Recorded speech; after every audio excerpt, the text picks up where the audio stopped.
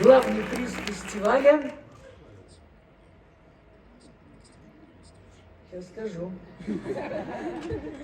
Это я знаю. ГИТИС, «Вишневый сад». Гран-при театрального конкурса вручается Институту театрального искусства ГИТИС, Россия, спектакль «Вишневый сад».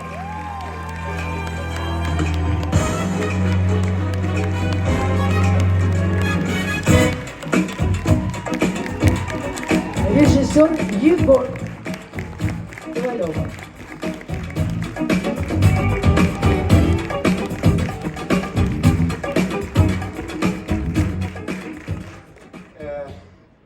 Ну, я сегодня один, все репетируют.